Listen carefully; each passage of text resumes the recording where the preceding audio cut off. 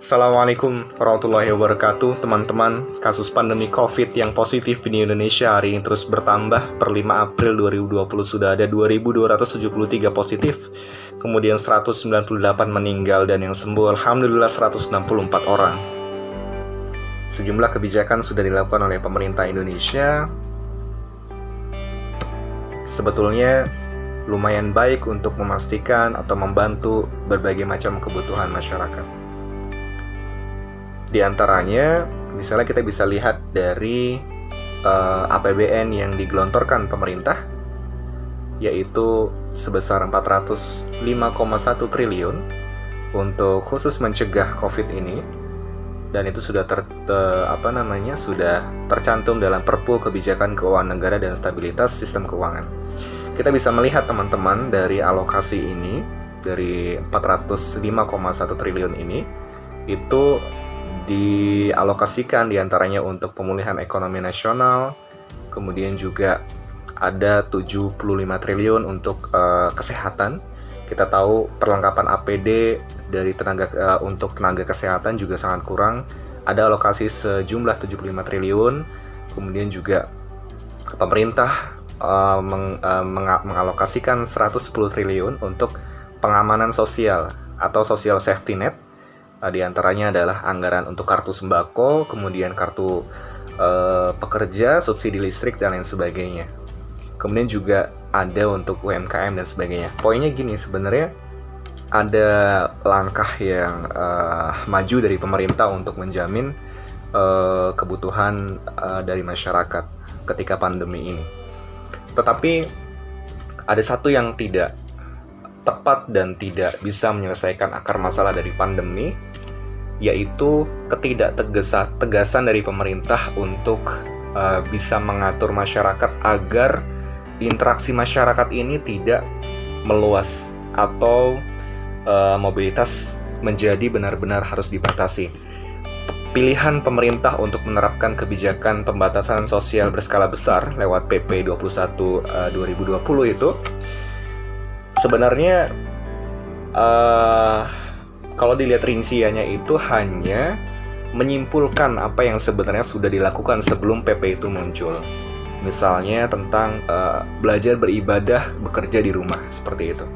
Dan ini semacam menjadi semacam penertiban saja buat daerah-daerah yang sebelum ada PP ini sebenarnya sudah berinisiasi untuk melakukan karantina wilayah atau lockdown seperti di Tegal dan lain sebagainya. Jadi pemerintah hanya mengatur saja dan tidak ada lockdown, tidak ada karantina wilayah.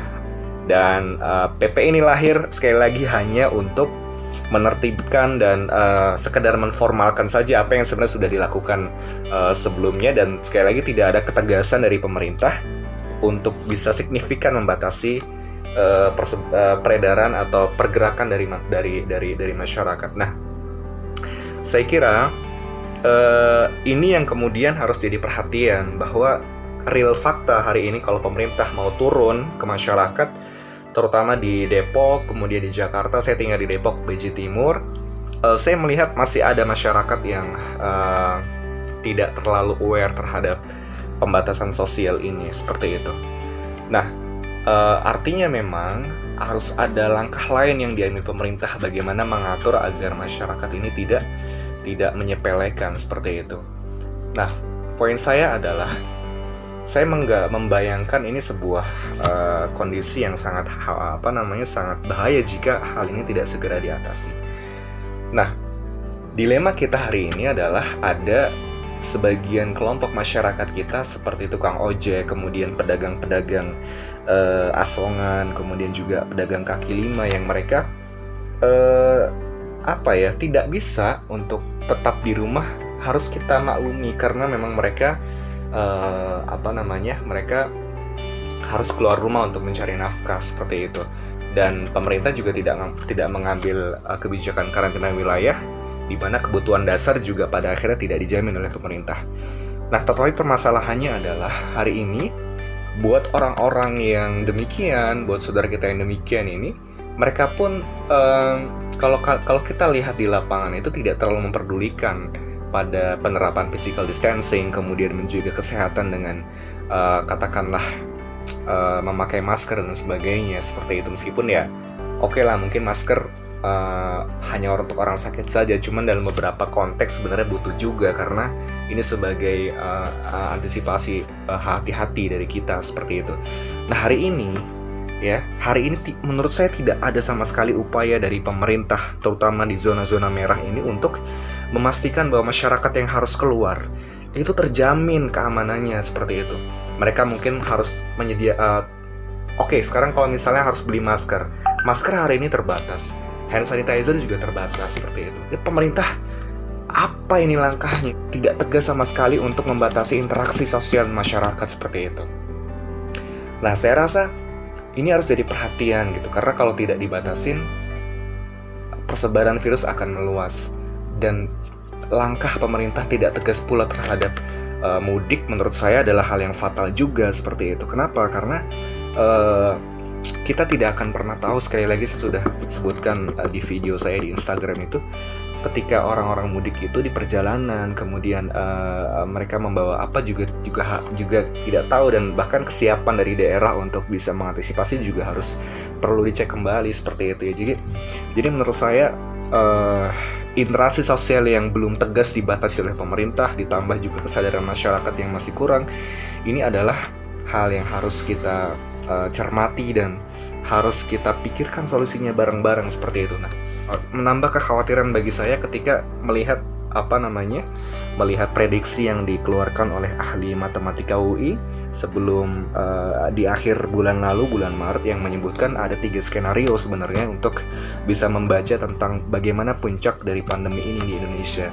Nah, prediksi pertama adalah ini yang menurut saya nih ya, saya akan coba skenario dari yang ketiga dulu gitu. Ketika misalnya ada kebijakan tegas, ya kan, kemudian juga masyarakat itu menjalankan physical distancing, maka puncaknya itu akan terjadi pada 16 April nanti gitu, dengan 546 kasus. Itu jika kebijakannya tegas dan juga physical distancing. Nah, yang skenario kedua adalah kebijakannya kurang tegas ya, kemudian tidak ada disiplin dari pemerintah. Udah kebijakan tidak tegas, kemudian masyarakat juga tidak disiplin seperti itu, maka puncaknya adalah terjadi pada 2 Mei dengan 1490 kasus. Nah, yang mengkhawatirkan, dan ini adalah, saya sekali lagi berat untuk mengatakannya, tapi ini kemungkinan skenario yang pertama gitu, di mana kebijakan pemerintah sangat tidak signifikan dan tidak tegas membatasi interaksi antar manusia seperti yang sudah kita menurut saya sekarang ini terjadi di Indonesia.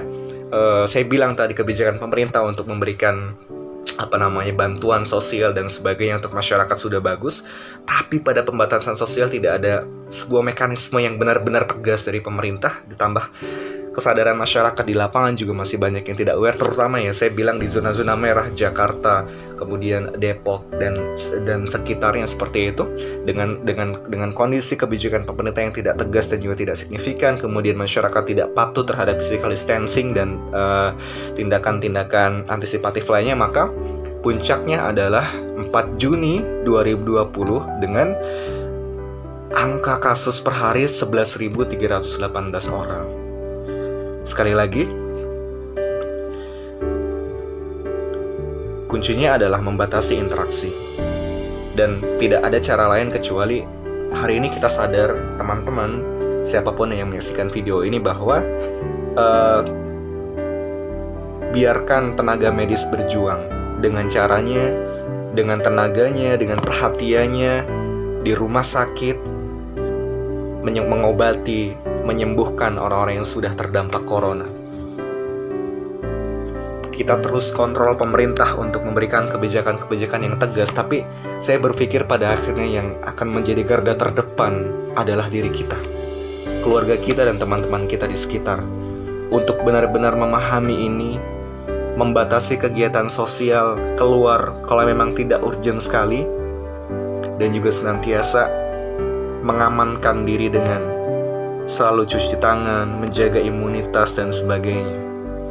Dan saya sangat berpesan kepada teman-teman, kepada bapak-bapak, ibu-ibu yang tetap bekerja di luar, kita tidak bisa menyalahkan bapak ibu semuanya, dan hal yang penting harus dilakukan oleh Bapak Ibu adalah untuk menjaga kesehatan dengan menerapkan physical distancing, tidak acuh dan tidak menyepelekan hal ini, memakai masker jika memang diperlukan, terutama bagi yang sudah ada gejala seperti itu. Ya, itu cara kita untuk bisa membantu tim medis, untuk bisa membantu tidak tersebarnya para korban lebih banyak lagi, untuk membantu segera Indonesia sembuh, terbebas dari COVID-19 ini. Sekali lagi, garda terdepannya adalah kita masyarakat. Kuncinya adalah secepat mungkin dalam beberapa hari, bahkan sebulan ke depan jika perlu, kita batasi sekali lagi interaksi kita keluar, dan sadar. Terima kasih, semoga menjadi perhatian bersama. Semoga Allah segera mengangkat ujian musibah ini, dan Indonesia kembali menjadi negara yang nyaman untuk kita huni. Assalamualaikum warahmatullahi wabarakatuh.